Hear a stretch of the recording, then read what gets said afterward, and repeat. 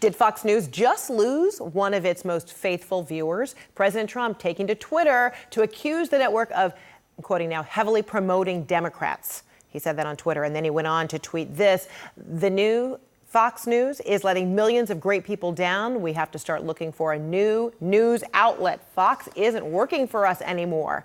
The response came after a Fox News interview with the DNC communications director.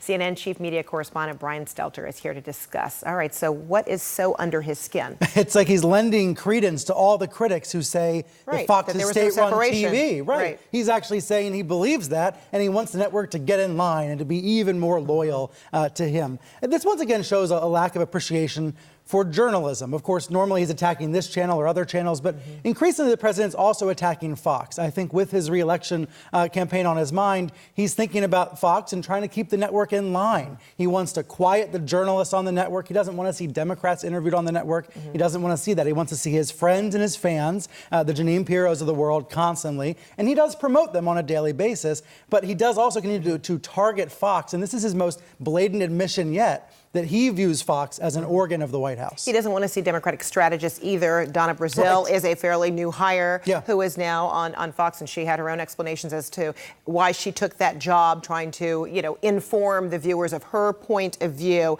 and how instructive that would be. He doesn't like that either. No, and he's complained about Brazile, complained about Juan Williams and Shep Smith today. Look, he just after the DNC woman was on Fox this morning, a White House spokesman was on Fox. So the idea even of having two different people from two different parties is something that's anathema to the president. Oftentimes, these are impulsive tweets. I don't want to read too much into them, but I think he's trying to work the refs. He's trying to work the refs, as he often does, trying to pressure Fox to only talk about him in favorable ways. And by the way, I did ask Fox for comment on this. And that's what I was going to ask Normally, a network, as CNN has in the past, or NBC, they come out and defend their hosts, defend their anchors, and say that it's unacceptable for the president to attack news outlets.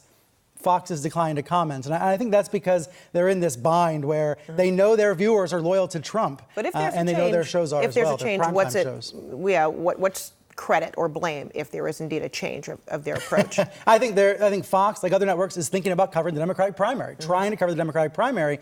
And when the president turns on his favorite channel and sees them talking about his possible rivals, he turns to his Twitter feed. So this sense of betrayal that the president seems to have, why do you think he feels this way? Where does it come from? His ego. Oh, come on. That's the easy one.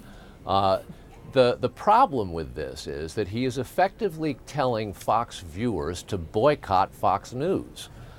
We have to find another outlet, he said. So that's pretty radical even for him. And what he really means is, I need to have more opinion people who will espouse my opinion, because his clash came part of the news department of Fox News Channel, and they were simply talking to Democrats because, by the way, Democrats are part of the election that's coming next year, so it's a good idea to talk to their candidates and talk to their party leaders.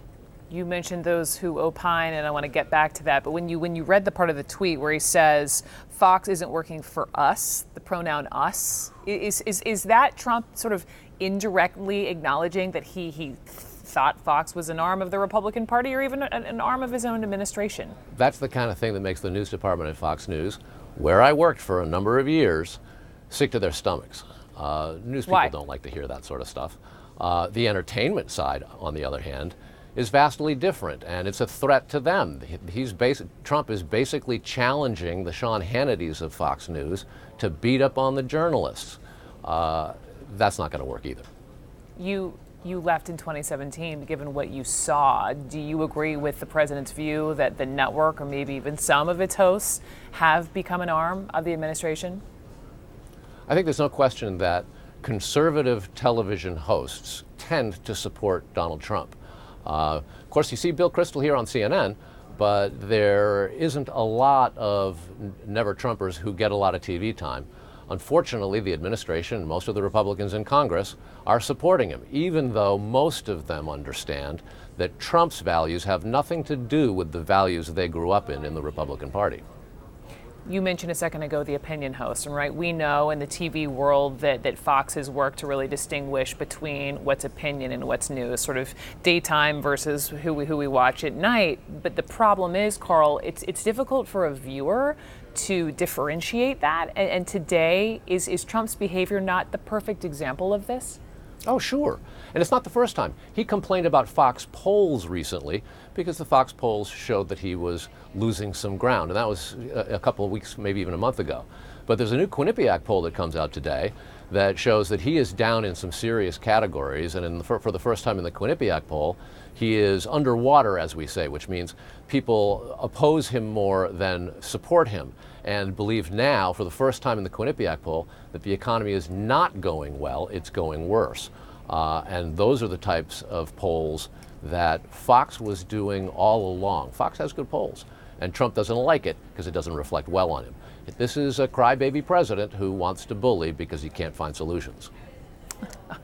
On that point, one thing I can't get over in this era, this climate, is the glaring hypocrisy, right? So you take a news item, huge scoop in the Washington Post today, and I'm going to change it would be Trump, but I'm going to say this. If then President Obama actually told aides to take any borderland they needed, fast track a border wall for construction, and then he would pardon them if they get in trouble, which is, let's just remind everyone, against the law, an abuse of power and an abuse of eminent domain.